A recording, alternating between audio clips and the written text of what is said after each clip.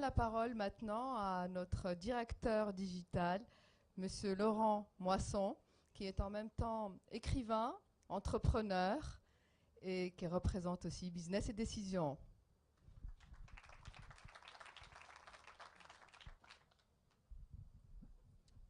Merci Rim.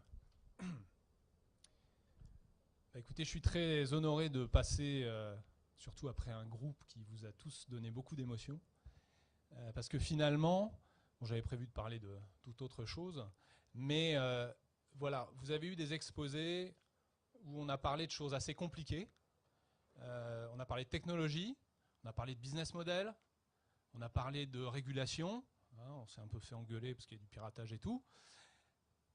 Et puis, on a vu deux jeunes gens qui sont installés, qui ont commencé à nous raconter un petit peu des choses, qui ont intellectualisé ce qu'ils faisaient. Et je ne sais pas si vous avez vécu la même chose que moi, mais quand ils ont commencé à jouer et à chanter, je me suis dit, ce n'est pas les mêmes personnes. Hein, ils passent dans une autre dimension, et nous, c'est un peu pareil. Hein, on essaie de se concentrer, de savoir un peu où ils voulaient en venir, qu'est-ce qu'ils racontaient, on essaie de se projeter. Donc, nous aussi, on intellectualisait. Et la musique est arrivée, l'émotion, c'est-à-dire le message qu'il voulait nous transmettre, il n'y avait plus besoin de l'expliquer, c'était une évidence. Voilà. Donc vous gardez un petit peu ces quelques mots en tête, mais pour moi c'est ça, la valeur ajoutée de l'art en général et de la musique en particulier. C'est cette capacité à créer de l'émotion et à s'en servir comme un vecteur pour faire passer un message. Bon, alors tout ça c'est assez loin de la data. Donc, on a eu ce soir un certain nombre d'intervenants, donc beaucoup plus légitimes que moi pour parler de l'industrie de la musique. Il y avait quand même, moi je me suis posé un certain nombre de questions, notamment est-ce que ça aurait été le même plateau il y a 15 ans? La réponse est non. Là, on a eu des exposés très intéressants et très précis, entre guillemets, des vainqueurs.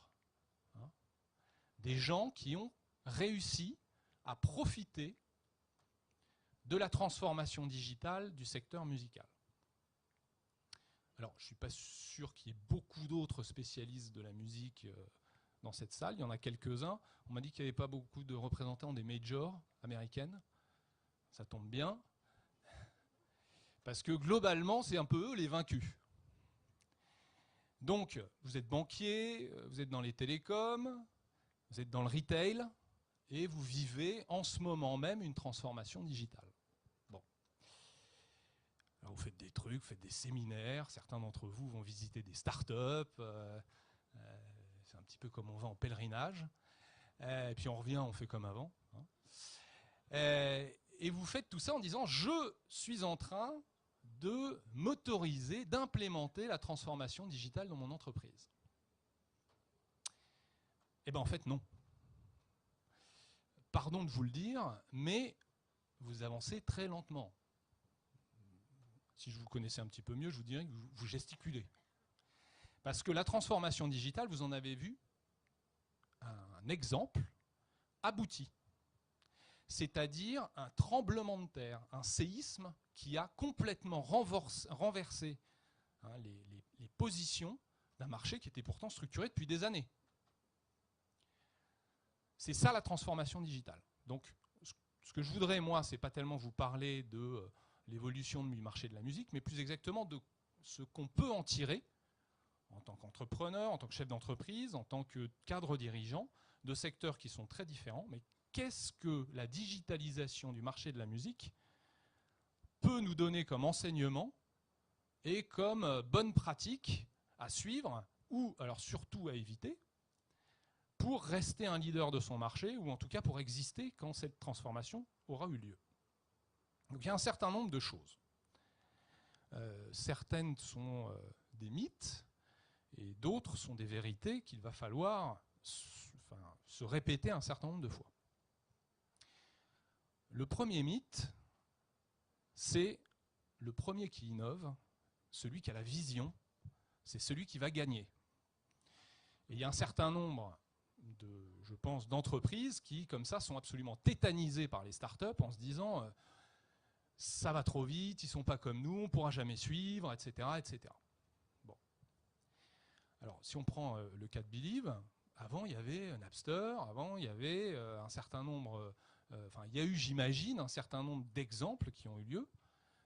Donc, ce n'est pas forcément le premier qui gagne. Je dirais même que les cimetières économiques sont peuplés de visionnaires. Hein. C'est-à-dire quand vous êtes visionnaire, généralement, vous essuyez tous les plâtres. Et en plus, vous fédérez contre vous tous les lobbies tous les particularismes, les communautarismes contre vous. Hein. Ça va de ceux qui pilotent le marché, hein, qui justement, dans votre citation, étaient des gens qui avaient intérêt à défendre le marché puisqu'ils le dominaient, mais également la loi.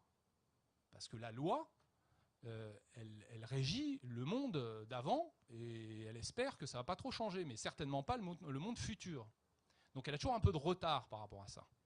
Donc quand vous innovez, et je pense que Believe a connu des choses comme ça, vous avez parfois alors des gens avec qui tu parles maintenant très bien, notamment la SACEM, etc., qui peuvent être à un moment donné pas aussi matures et être un frein business fort. Donc ôtez-vous de l'idée qu'il faut absolument être le premier. Alors ça tombe bien, parce que généralement dans les grandes entreprises, on n'est pas toujours les premiers sur l'innovation. Hein. Qu'est-ce qui compte pour réussir une transformation digitale? C'est pas forcément la vision, mais il faut plus être objectif. Il faut avoir une capacité à regarder ce qui se passe. Et là, quand on prend l'exemple du marché de la musique, c'est saisissant. Entre 2002, qui est l'apogée, c'est-à-dire que jamais il y a eu autant d'argent généré par l'industrie de la musique enregistrée, et 2015 qui est le plus bas, enfin en tout cas depuis 2002, hein, depuis ça c'est reparti un petit peu en hausse, vous avez, entre 2002, vous avez 13 ans. Voilà. Donc en 13 ans, vous avez une perte de valeur extrêmement forte. Donc au passage, loi qui jusqu'à maintenant n'a jamais été contredite, la digitalisation d'un marché, ça détruit de la valeur. En tout cas au début. En tout cas sur l'activité traditionnelle. Après, ça réinvente des services qui, là, vont faire croître à nouveau de la valeur parce qu'ils ont inventé un nouveau monde. Donc vous avez d'abord un premier monde qui s'effondre et un deuxième qui émerge. Voilà. Donc, c'est pour ça que moi, ça m'amuse beaucoup quand je vais faire des missions de digitalisation ou de transformation digitale. Quand on fait témoigner les gens, tout le monde est absolument ravi de mener une transformation digitale au milieu d'équipes qui sont elles-mêmes satisfaites, etc. Attendez, il va falloir se rendre compte qu'il y en a quand même un certain nombre qui vont laisser leur job. Hein. Donc, il faut avoir cette capacité à regarder ce qui se passe. Quand vous êtes une major en 2002, vous savez déjà qu'il y a du piratage massif. Ça veut dire qu'il y a de nouveaux usages. Donc, la façon dont les acteurs dominants de la musique ont réagi par rapport à ça, c'est typiquement ce qu'il ne faut pas faire. Alors, c'est facile à dire maintenant, hein, parce qu'on a du recul et on voit qui a gagné et qui a perdu. Donc, là-dessus, même si ça peut être assez drôle de le constater, il faut savoir rester très humble, parce que je ne sais pas ce qu'on aurait fait à leur place. Donc, qu'est-ce qu'ils ont fait? Numéro 1, vous avez le déni. C'est-à-dire, finalement, c'est éphémère, ça va revenir. Vous comprenez, alors je ne sais pas si tu te rappelles, moi j'avais en face de moi des gens qui me disaient, mais vous savez, alors ça j'appelle ça le syndrome du « chez nous c'est pas pareil ». Hein, vous savez, il y a toujours une sorte de microclimat qui explique que ce qui fonctionne partout ailleurs, ça ne marche pas là. Donc chez nous, c'est pas pareil. C'était quoi? C'était, oui, mais la musique, c'est de l'émotion. Donc les gens ont besoin de toucher, d'avoir un rapport sensuel avec l'objet du disque. Et c'était pas des gens qui avaient pris des stupéfiants qui disaient ça. Hein. C'était des gens qui étaient sérieux, qui vous expliquaient que vraiment, il y avait un rapport au disque lui-même, à l'objet. Hein. Alors, on me parlait aussi de la jaquette. Vous savez, la jaquette, c'était le truc que personne n'ouvrait. Hein.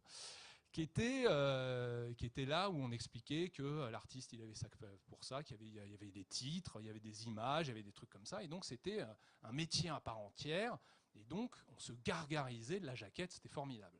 Bon, et bien, tout ça a été balayé, parce que c'est pas vrai que chez nous c'est pas pareil, c'est pas vrai qu'il y a un microclimat, c'est pas vrai que la loi de la gravité elle va s'arrêter en traversant un bureau ou une route, c'est pas vrai. Voilà. Donc numéro 1, il y a eu le déni. Alors le déni, il se manifeste par beaucoup d'autres choses. Vous avez aussi, bon, c'est pas vraiment du déni, vous avez une sorte d'indignation. C'est-à-dire une sorte de combat qui va devenir moral. Donc, vous n'y arrivez pas. D'abord, vous niez le fait qu'il y ait quelque chose qui arrive. Donc, finalement, vous ne prenez pas d'action. Vous regardez, vous voyez qu'il y a du piratage. Donc, il y a un nouvel usage. Vous ne faites rien. Ce que vous dites, ça va passer. Après, vous dites, bon, s'il y a du piratage, c'est parce qu'il y a du pirate. C'est-à-dire le succès des pirates, c'est pas parce que les gens adhèrent, c'est parce qu'il y a des pirates qui influencent en mal les gens qui sont les consommateurs.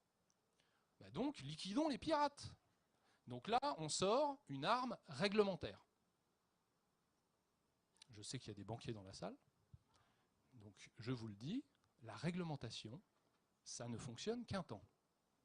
Donc, il faut prendre des mesures. Ce n'est pas parce que vous avez un métier réglementé qu'il ne sera pas mis en grand danger. Prenez les taxis c'est réglementé. Ils souffrent beaucoup avec Uber. Bon, la bonne nouvelle, c'est qu'Uber va commencer beaucoup à souffrir avec la réglementation elle-même qui finit par se venger. Voilà. Donc, vous avez cette espèce de fantasme réglementaire qui fait que, mais non, on va régler le problème, on va fermer les sites pirates. C'est ce qu'ils ont réussi à faire, c'est-à-dire toutes les majors se sont alliés, il y a eu des procès très très longs, très complexes, et Napster a fini par perdre, et il me semble même que ses dirigeants ont été en prison, ouais, c'était ça, et le site a été fermé, un temps. Sauf qu'à peine fermé, il y avait d'autres Napster qui étaient là, parce que le peer-to-peer, c'était ce procédé d'échange de musique, tout le monde le trouvait très pratique.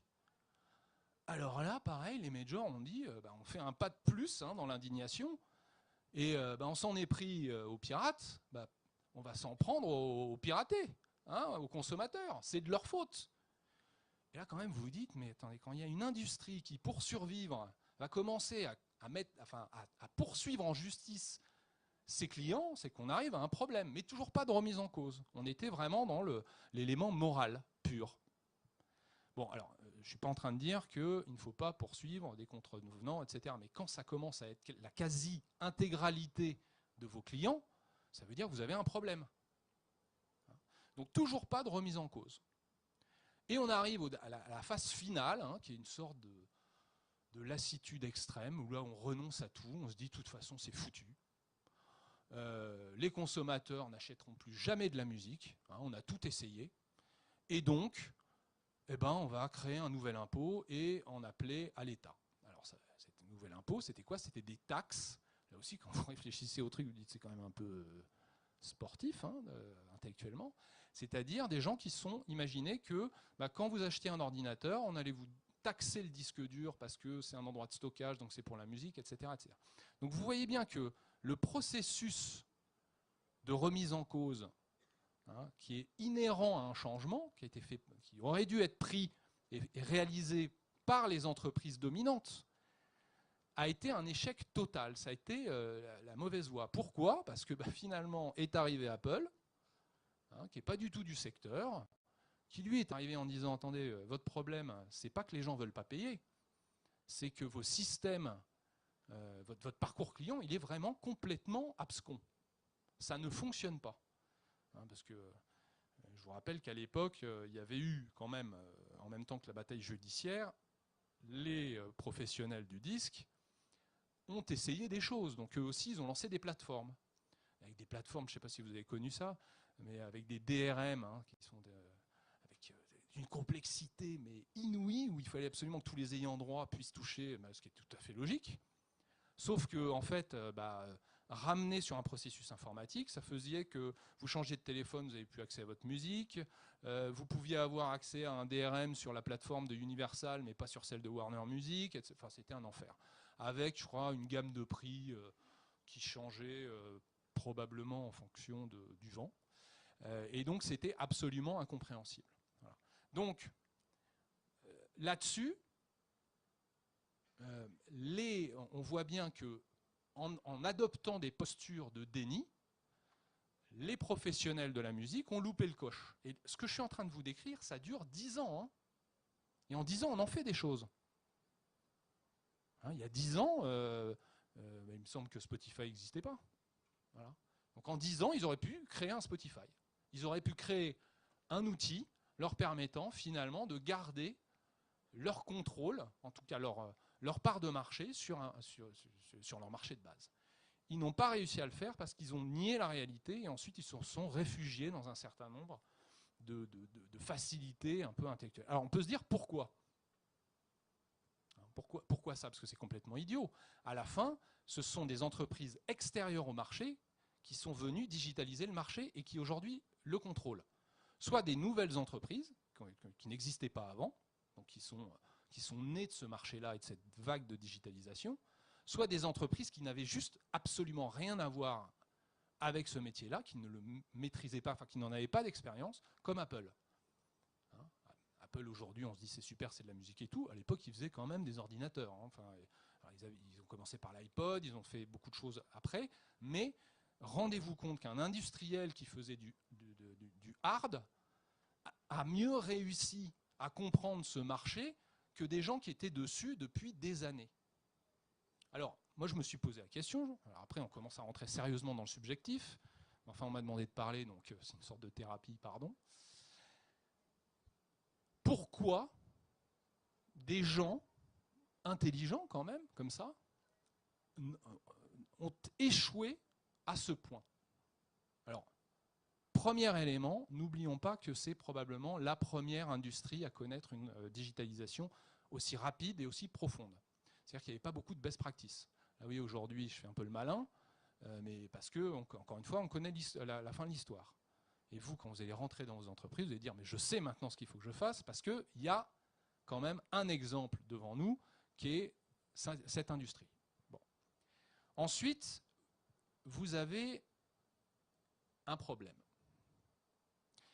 Il faut se mettre un peu à la place des gens. Je vous l'ai dit un petit peu plus tôt, la digitalisation d'un marché, ça détruit de la valeur, en tout cas dans un premier temps. Donc imaginez que vous êtes un cadre dirigeant d'une entreprise dominante comme, je ne sais pas moi, Universal Music, vous êtes en 1999, et vous avez tout pigé. Hein, l'arrivée du streaming, ça n'existait pas encore, machin, enfin, les débits n'étaient pas là, mais enfin, vous êtes un génie, vous avez une vision parfaite. Et là, vous vous dites, je vais aller voir mon boss.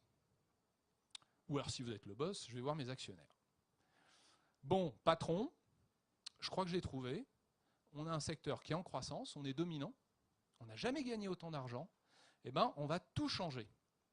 On va détruire 70% de la valeur du marché, mais au moins, on va optimiser nos parts de marché. D'accord ? Si tout se passe bien, vous faites virer. Voilà. Donc, avoir la vision de ce qui va se passer, ou même la constater, hein, parce qu'on a eu des échanges un peu plus tôt.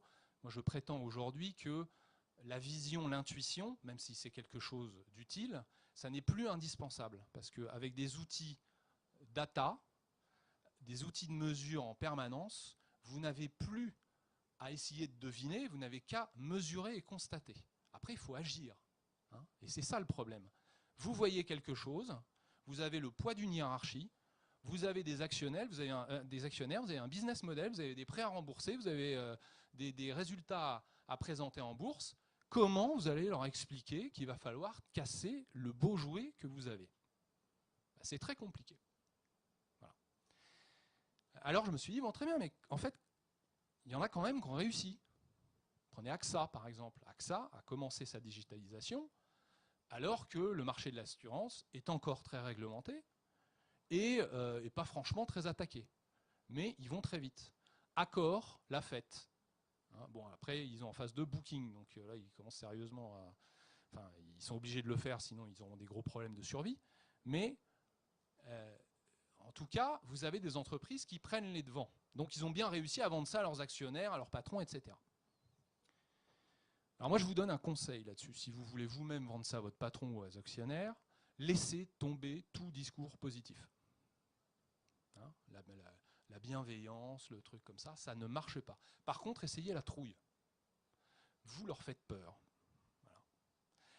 Donc, moi, je vais vous raconter la réalité de ce que c'est que la digitalisation. C'est exactement comme arrêter de fumer. Je m'explique, parce que là, il faut quand même que je m'explique. Il y a des fumeurs parmi vous? Ouais. Bon. Alors, vous savez que c'est pas bien. Vous avez lu les études. Ça va mal se passer. Un jour ou l'autre. Hein? Pourtant, vous fumez. D'accord. Oui, il y a quelqu'un qui disait arrêtez de fumer, c'est facile. Moi, je l'ai fait plein de fois. Voilà. Bon, donc vous fumez, vous savez que c'est pas bien, mais vous continuez à fumer. Ben, vous savez quand est-ce que vous allez arrêter de fumer? Quand vous aurez mal ou quand vous aurez peur. Ben, la digitalisation, c'est pareil. On gesticule jusqu'à ce qu'on ait un Amazon en face de nous qui nous prenne 10 points de part de marché par an, et là, c'est la panique. Voilà. Donc, conseil que nous, on donne à nos clients, c'est si vous voulez faire des changements, d'abord, il faut que ce soit des changements assez radicaux, assez profonds. Vous avez le temps pour les prendre. Imaginez pas qu'on va tout faire en un an comme ça. C'est lent, mais il faut les faire. Il faut les faire, et pour ça, il faut avoir un sponsoring à très haut niveau pour que toute l'entreprise soit alignée. Sinon, bah, vous allez gesticuler, etc. Ensuite, la vision, la décision, la lecture des changements que vous pouvez voir dans les usages de vos clients, c'est une bonne chose, mais ce n'est pas ça qui va vous faire prendre la bonne décision. Après, il faut implémenter, il faut être agile. Et là, on a bien vu dans ce que je vous ai dit qu'à un moment donné, bah, les majors ont commencé à dire bah oui, très bien, il faut faire des plateformes digitales. Donc on va faire les nôtres.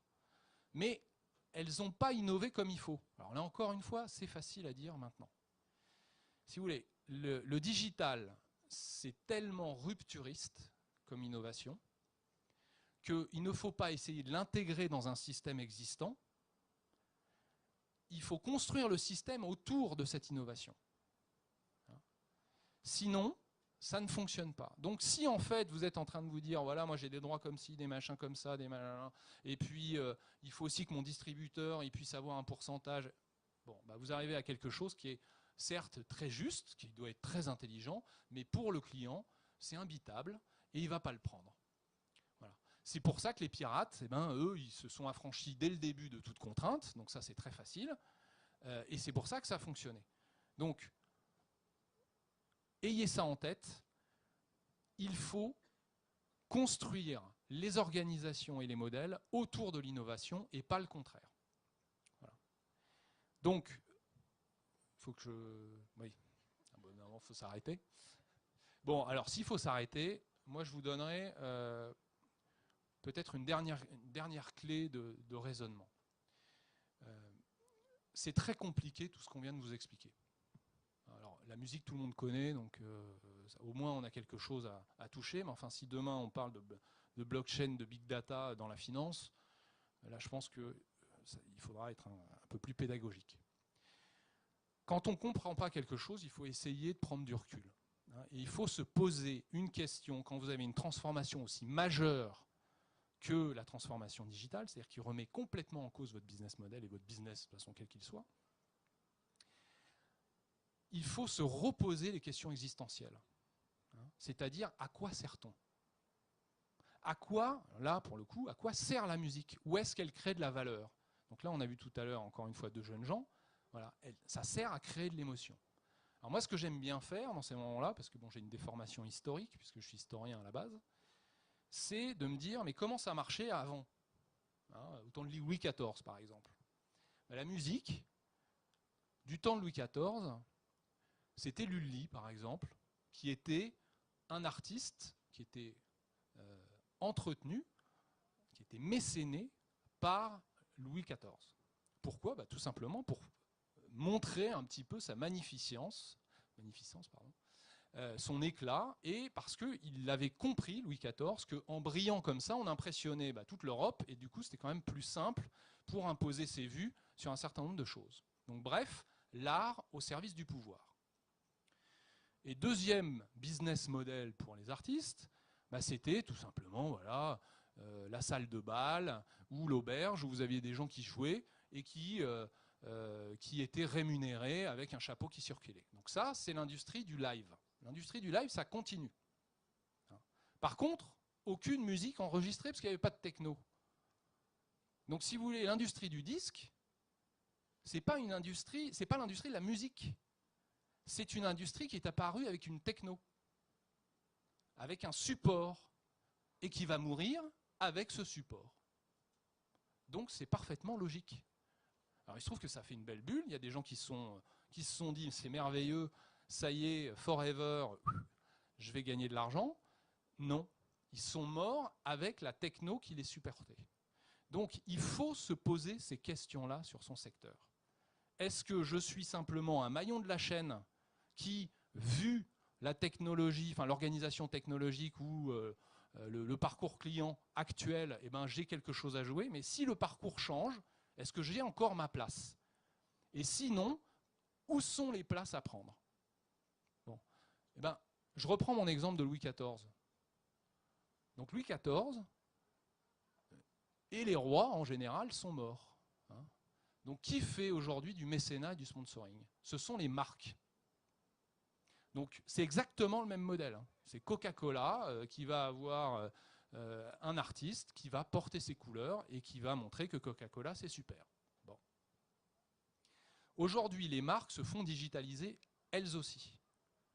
Et ça détruit de la valeur également chez elles. Pourquoi? Parce qu'elles perdent leur capacité à avoir du storytelling. C'est-à-dire que le parcours client digital, c'est très efficace, vous transformez bien, mais surtout, vous donnez les moyens à tout le monde de comparer les prix. Donc, les prix partent vers le bas. Sauf quand vous arrivez à transformer les clients que nous sommes en autre chose que des machines à calculer, c'est-à-dire des machines à aspirer de l'émotion et à en vivre. Hein. On est tous des consommateurs subjectifs. On a un cœur, on est des humains, on aime les choses. Sinon, pourquoi est-ce qu'on achèterait des montres à 3 000 €? C'est pas parce qu'elles donnent mieux l'heure, hein, ça je vous rassure. C'est bien parce que, quelque part, soit elles nous flattent, soit on les aime, soit je ne sais pas quoi, soit ça nous rappelle nos parents ou je ne sais qui, mais il y a une dimension émotionnelle dedans. Donc la musique, comme les autres arts, sont aujourd'hui un moyen de réchauffer ces parcours clients pour les marques. Et il se trouve que aujourd'hui on commence à avoir les moyens, grâce à la data, de mesurer l'apport de cette émotion-là sur des ventes. Donc je ne sais pas encore de quelle façon, mais je peux vous garantir qu'une partie de l'avenir de la musique, ça sera autour de ça, de sa capacité à créer de l'émotion dans des parcours clients qui finissent par vendre. Et je dois m'arrêter. Voilà. Merci. Merci Laurent, merci pour ton intervention.